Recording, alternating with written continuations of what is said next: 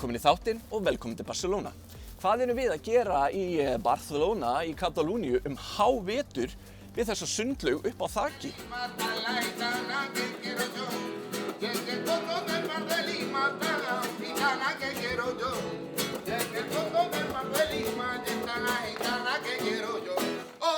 Við erum hér til að skoða nýja Volvo EX30 bílinn. Þetta alrafmagnaður smábíll frá Volvo. Að sama skapi þá þetta hraðskreiðasti Volvoinn sem að Volvo hefur framleitt. Dual mótorútgáfan, hann fer frá 0 upp í 100 á 3,6 sekúndum. Þetta eru tölur sem að skipta engu máli í svona hinu almenna amstri dagsins. En ef þú ert að spila golf eitthvað staðar með strákunum og þarft að fara í góða pissukeppni, þá getur alltaf dregið þetta kort úr bunkanum. Volvoinn minn, 0 upp í 100 á 3,6 sekúndum. Búm, farðu heim á Porschinu þínum. Farðu heim á Aston Martinu þínum.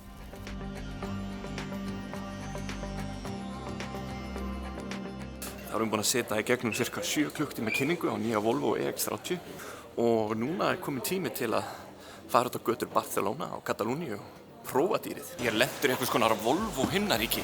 Volvo við Volvo við Volvo við Volvo. EX30, EX30, EX30, EX30, EX30, maður frá Marokko, EX30.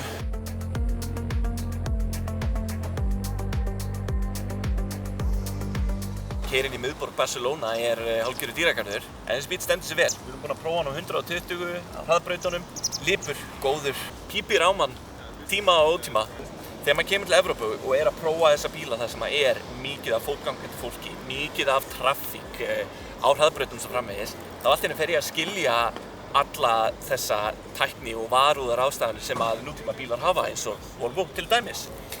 Lane assistið meikar allt í einu rosalega mikinn sens. Blind spotting, hristingurinn í stýrið þegar maður er að fara yfir línuna og svo framvegis. Allt í einu eru þetta öryggislutir sem að gefa mikla og góða meiningu. Þótt að við kvörtum kannski stundum alla þessa öryggisfítusa á Íslandi, þá eru þeir kannski gerðir fyrir aðra markaði en Ísland. Við erum ekki svo mikilvæg í stóra samhenginu. Þessi single motor EX30 bíl, hann hefur einhver 270 hestöfl og hefur hann drægn upp á einhverja 442 km.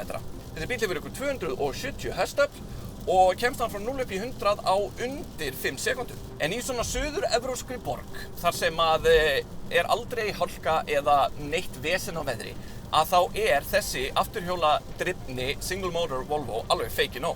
En ástæðan fyrir því ég myndi mögulega að kaupa mér dual motor ef ég væri að kaupa mér svona bíl á Íslandi er af því að þar er stundum hálka og snjór og leiðileg færð og þá er gott að vera á fjórhjóla drifnum bíl. Það myndir náttúrulega ekkert spila inn í málið að sá bíl er yfir 400 hestöfl og getur farið frá 0 upp í 100 á 3,6 sekúndum. Nei, það skiptir engu máli. Hleðslutími þessa bíls er líka mjög impressive. Hann getur hlaðið sig frá 10% upp í 80% á rétt rúmum 25 mínútum. Hann tekur líka við hraðhleðslu eða einhverjum 156 kW hleðslustöð. Það er að segja ef að þú getur mögulega fundið 156 kW hleðslustöð. Það er svona eins og að finna einhyrning, en þið vitið, þessi bíl getur það. Það er virkilega gott að keyra þennan bíl. Mér fannst reyndar aðeins betra að keyra dual motorbílinn í gær út í að hann var svona aðeins þyngri í stýri og bara svona aðeins þyngri almennt. Hann svona aðeins plantaði sig betur við veginn. Aftur, það er ekkert að gera með það að hann hafði 400 hestöfl eða neitt svoleiðis. Þó svo að ég myndi segja það að hafa 400 hestöfl, það sé ákveðið öryggisatriði. Því að það er ekkert mál að taka fram úr á 0,1 og koma sér úr aðstæðum sem að geti valdið slysi. Verandi Volvo og þá eru þeir einstaklega montnir af því hvað það er mikið af umhverfisvænu efni notað í byggingu þessa bíls. Allt efnið hérna inni er endurunnið eða er það einhvers konar efni sem að hægt er að endurvinna seinna. Þetta sést allt hérna á efninu á mælaborðinu sem að lítur svona fengi út. Það er allt saman endurunnið. Það reynda minnir mig meira á gólf í einhverjum gömlum héraðsskóla frá 1970 en það er bara ég. Svíarnir hafa greinilega aldrei komið inn í gamla héraðsskóla og vita þar að leiðandi ekkert hvernig gólfin lítur þar út. Volvo framleiddi þennan EX30 með naumhyggju í huga.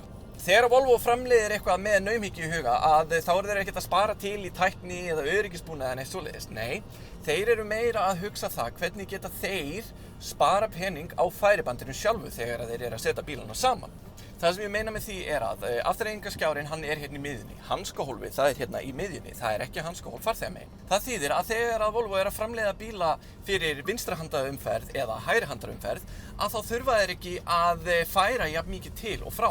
Þeir þurfa í rauninni bara að færa stýrið og pedalana frá vinstri til hægri. Það ekkert mælaborð sem við þurfum að hugsa eða neitt svoleiðis. Þetta tæknilega séð einfaldari aðgerð fyrir þá og þar af leiðandi heldur kostnaði niðri. Öll stjórntæki þessa bíls eru hérna í afturrengingakerfi bílsins. Það eru engir analog takkar nema þá takkarnir sem maður notar til að skrúa rúðurnar upp og niður.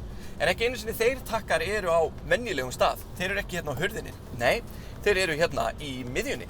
Og það til dæmis í þessum analog tökkum sem að naumhyggjan kemur hvað best fram af því að í staðinn fyrir að setja 4 takka til að stjórna glugganum að aftanlega og þá setjum við bara 1 takka til að skipta á milli hvort maður sé að rúlla upp afturglugganum eða framglugganum. Það bara svona rear takki og þá virka þessir takkar fyrir alla gluggana. Annars afturrengingakerfið mjög þjált og mjög gott. Það virkilega gott að nota það er ekkert lag, það er ekkert yfir því að kvarta. Það samt eitt í þessu kerfi sem ég væri til að setja út á og það það að hraðamælirinn hérna í miðjunni á afturrengingaskjánum. Það ekkert mælaborð eða það ekkert head-up display þar sem maður getur séð hraðan eða neitt svoleiðis. Þannig að maður neyðist alltaf að kíkja aðeins til hliðar til að sjá hvað maður að keyra hratt. Þar af leiðandi missi ég augnabliks einbeitingu af veginum. Það kannski óþarfi að vera með heilt mælaborð hérna við stýrið til að sjá hvað maður að keyra hratt. En head-up display, það væri ágætis uppfærsla. Þá ég farþegi í Volvo EX30 bílnum og fer einstaklega vel mig. Við erum í dual motor útgáfunni núna. Skemmtilega við svona ferðir að maður kynnist alls konar fólki úr bransanum. Til dæmis í dag ég búinn að vera að keyra með henni Hajar sem markaðsstjóri Volvo í Sameinuðu Arabísku Furstadæmunum.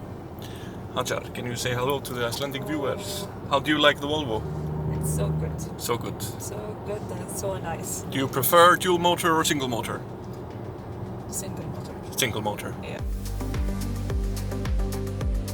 Þessi bíl, hann á að gera það að verkum að þegar þú búinn að kaupa hann, að þá þú að koma inn í Volvo umboðið aftur eftir 5 ár og þú átt helst að kaupa þér Volvo XC60 eða Volvo EX90. Reyndar ef þú ferð í Volvo umboð eftir 5-6 ára þá getur ekki keypt þér lengur Volvo XC neitt út af því að Volvo ætla að vera 100% rafbílafyrirtæki árið 2030.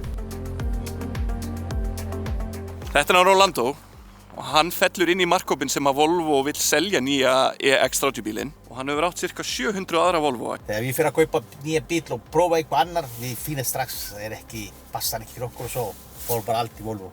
Þetta kemur úr manninum sem á mjög nýlegan XC90. Dóttir hans á Polestar 2. Þannig hann veit alveg hvað hann að tala um. Hvað finnst þér þennan nýja? Mér finnst það bara mjög flottur, mjög þægilegur og líka rýmið mér finnst það bara mjög gott fyrir að vera svona lítið bíl. Núna erum við komin ansi langt frá Barcelona en kaldanislegt að það meiri sól hérna en var í Barcelona seinasta daginn sem við vorum hana. Hérna erum við samt komin í 6 stiga frost, snjó og getum við prófað þennan bíl við sér íslenskar aðstæður.